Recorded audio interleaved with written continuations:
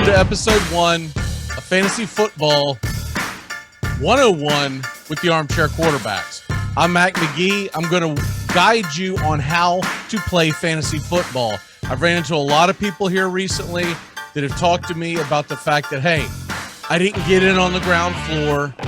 I wasn't playing 5, 10, 15 years ago. I'm completely lost. I'd like to know how to play, but I think it might be too late because all the people that I know are much more advanced than where I am at this point.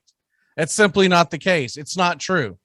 I have played with and known several people who have been very successful in their very first season of playing fantasy football.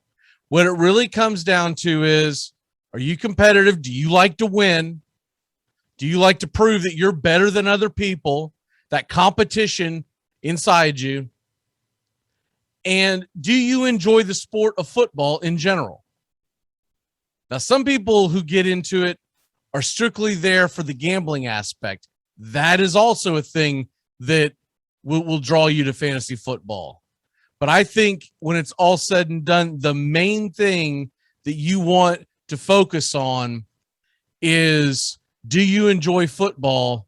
And if you enjoy football and you enjoy competing, especially competing against your friends when it is the most fun, fantasy football can be one of the most entertaining, low-level hobbies you can have. It does not take as much time as people think it does. Look, people will spend hours and hours and hours on looking at drafts and pre-drafts and getting ready for the draft and off-season. Those are people who are in the business. For people, the average Joe, the average Jane six-pack that just wants to have a little fun and be involved, it's perfect. I'm going to lay out a couple of things that you want to do to get started, and then we're going to explain how to go about getting into a fantasy football league. The number one thing is, before you ever join a league, before you start going around with your friends and seeing who would want to play, who would not want to play, what you want to do is make sure that you would enjoy even the process of the draft. So go on to a Yahoo, an ESPN, wherever you want to go. NFL Network, NFL.com has one. There's the Sleepers app. That's a fun app too. Any of them, they have what they call mock drafts, and you just go in. You can go in right now. You can sign up for a mock draft. You can do it all season long. They usually keep the mock drafts open for fantasy football till about the halfway point, maybe even a little later, because they will let you play in leagues even after the season has began. So even if you're just catching this video and it's in the middle of the season, you're like, well, it's too late now. It's not. There are leagues that draft and redraft, as they call them, all the time. Go into a mock draft at some point today.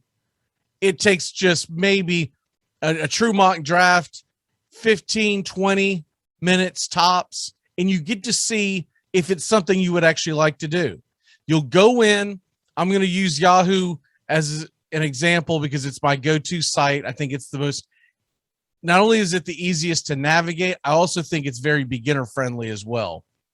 But you go into the site, you go to the fantasy football area of yahoo.com. So even if you're on the homepage of yahoo.com and you go to sports, when you scroll over sports, you're going to see an option. Once you get into the actual sports headliner, there's going to be sports home. And then right next to it, right before you see NFL, NBA, MLB, all that stuff, you're going to see fantasy. You just click on fantasy, or if you just hover over it, you'll see fantasy home and fantasy football. You click on fantasy football. When you get in there, if you have not signed up for a team yet, you don't have a league already going, you're going to see an area where it says mock draft today.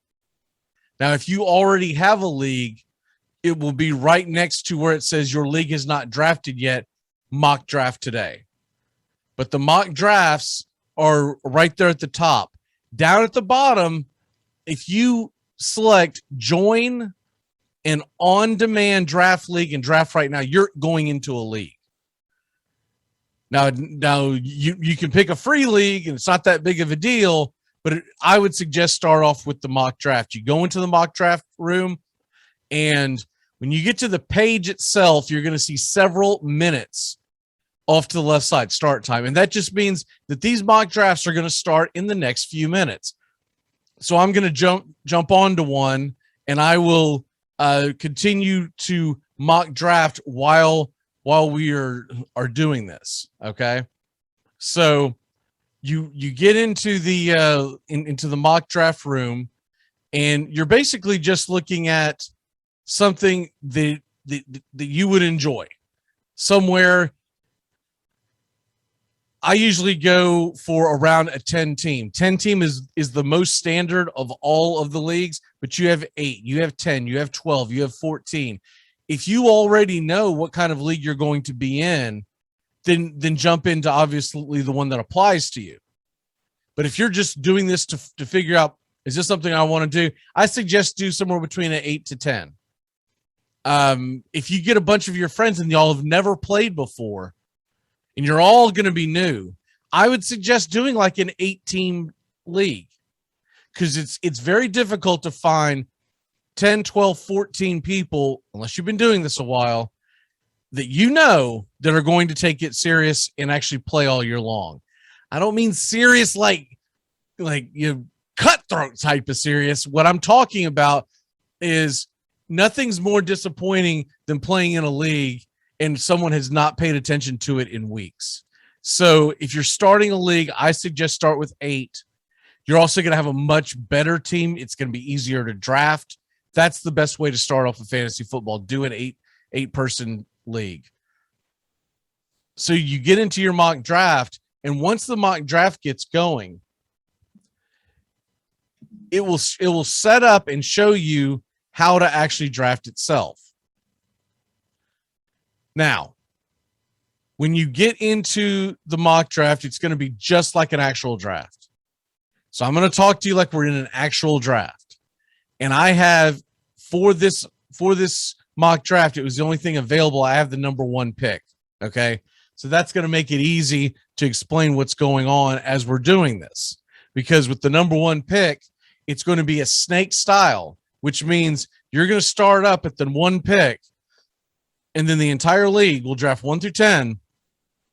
And then the second round will begin, and the number 10 team, the team that drafted 10th to begin with, they will draft first in the second round, and it will snake back up. So that's why they call it a snake, because it looks like an actual snake. It goes up and down, up and down, up and down.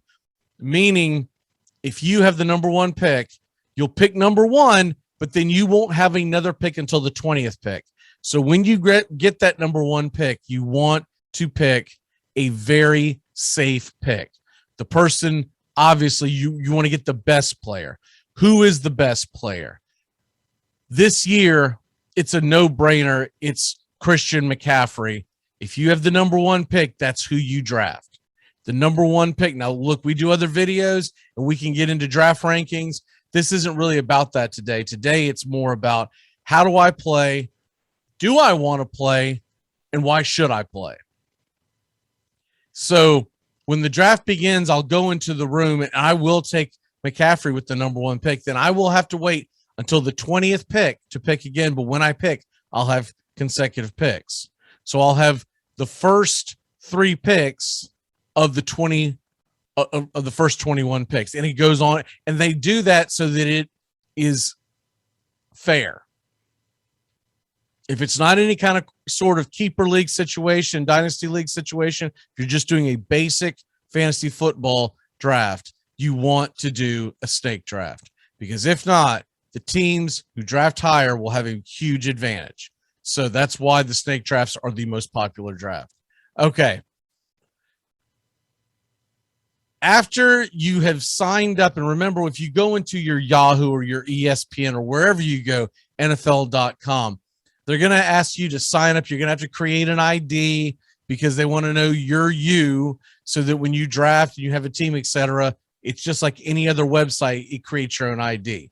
Once you've created, you're going into the draft, and you let's say you've done the draft, you've done the mock draft. You're like, I really like this. This is a lot of fun.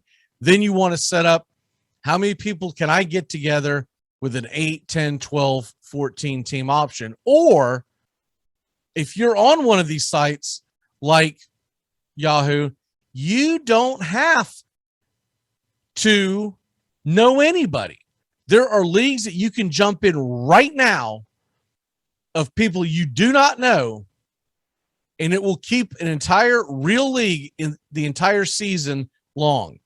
You just jump in on that main page, says draft right now. You follow the clicks, you follow the links, and you'll be in a draft.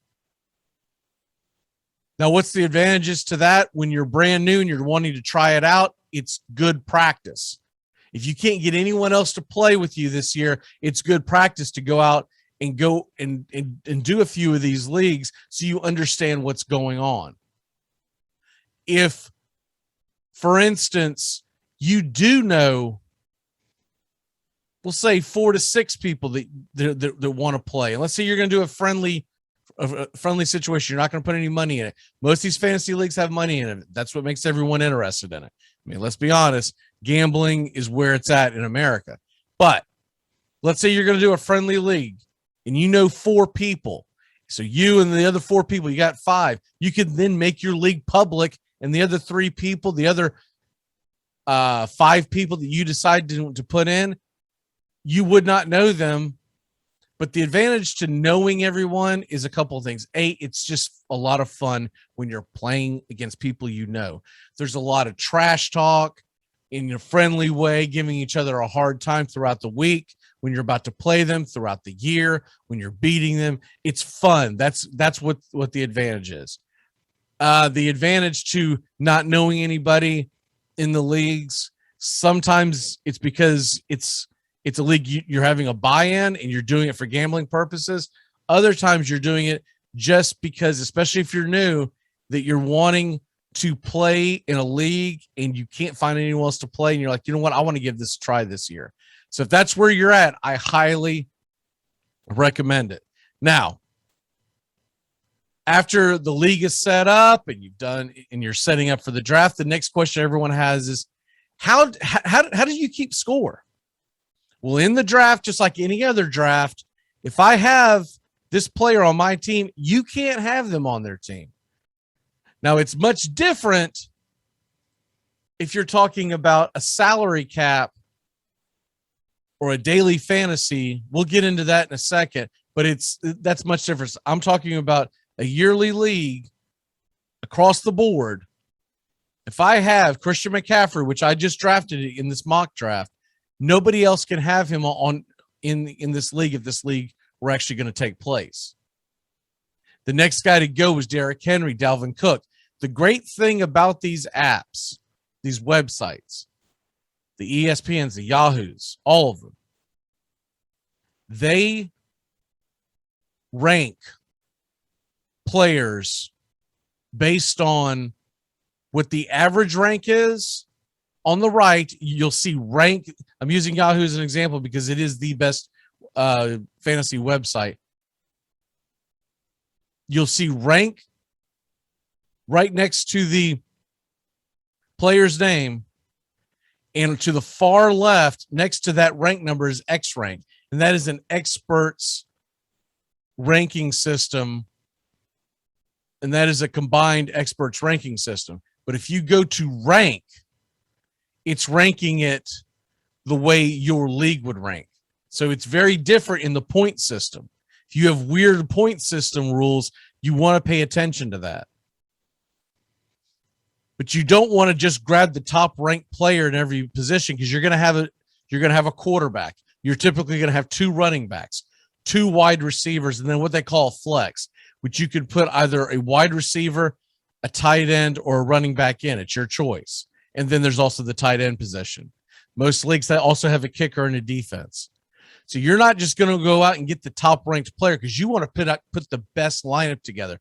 You want to be able to each week have, when it's all said and done, your quarterback, your 2 running backs, your 2 receivers, your flex, your tight end, your kicker, and your defense. That's 9 slots typically. You want those 9 slots to be filled out fairly. There's a couple of things you need to know, and we'll get that into that in general philosophy and how you draft, et cetera, et cetera. But that's the gist of what fantasy football is. You do the draft. After the draft, the next thing that you do is you look at, how do I add players?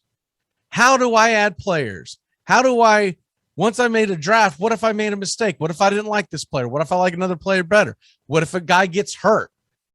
That's where the waiver wire free agent system comes into place. Okay.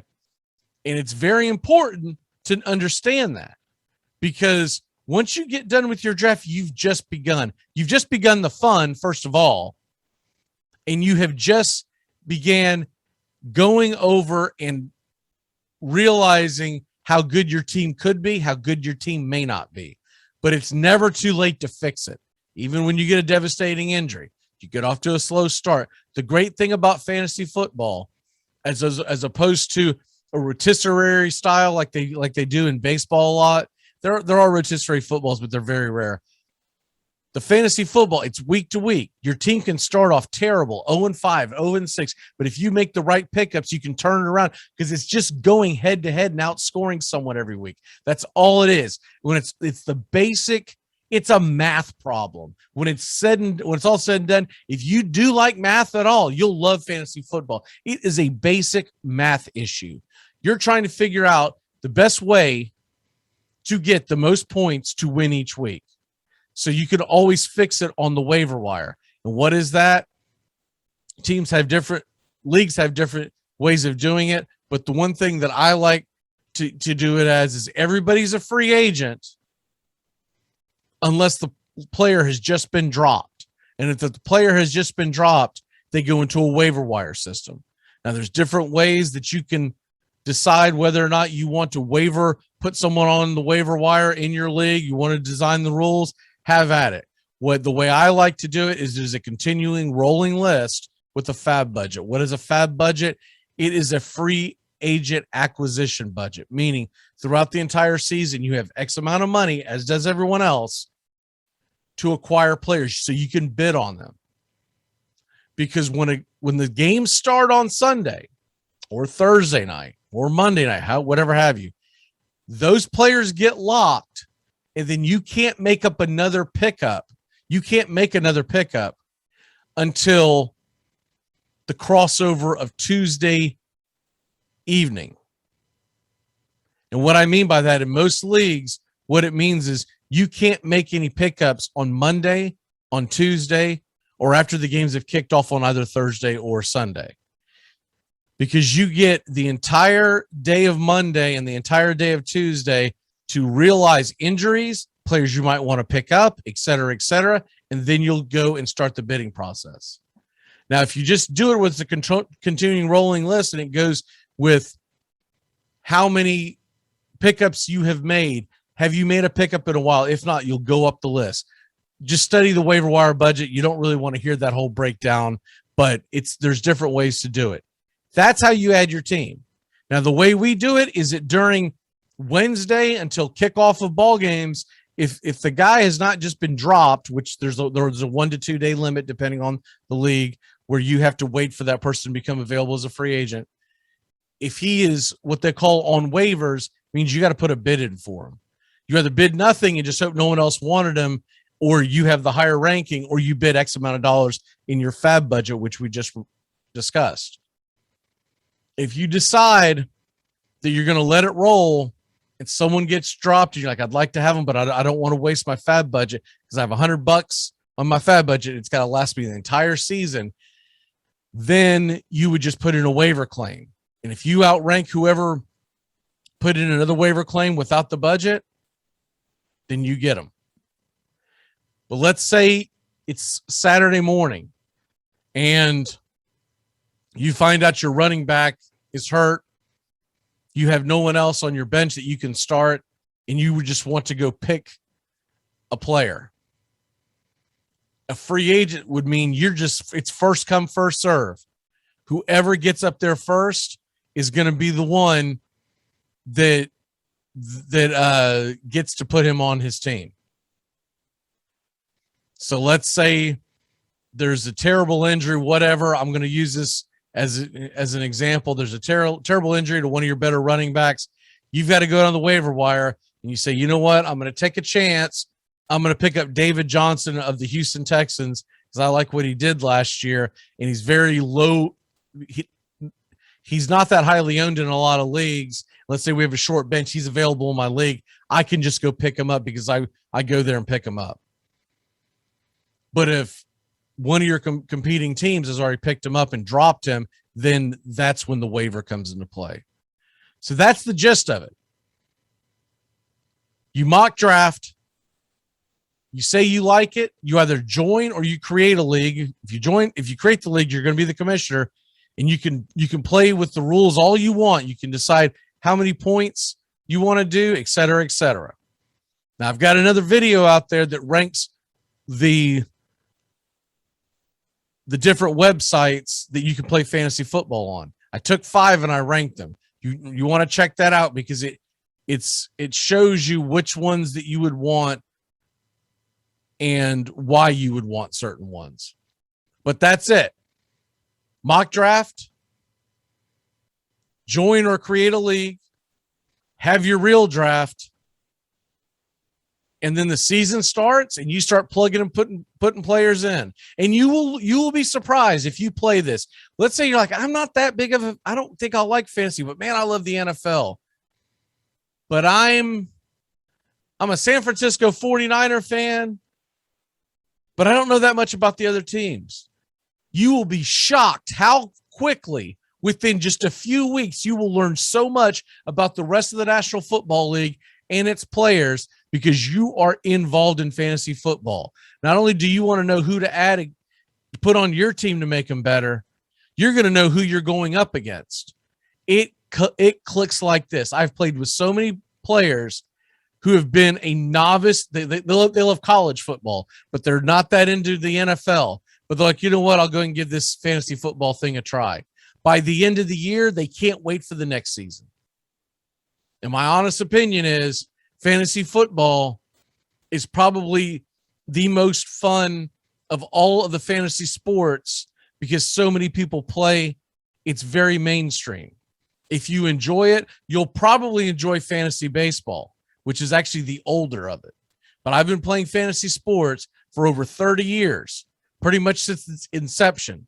When it became available for everyone to play, and it hit out in the late 80s, I started playing then. I was just a kid. I used to play through the mail. It has now gotten to where you can play off your phone. Regardless, it's still the same theory. I'm trying to score more points than the person I'm playing. And that's all I'm trying to do.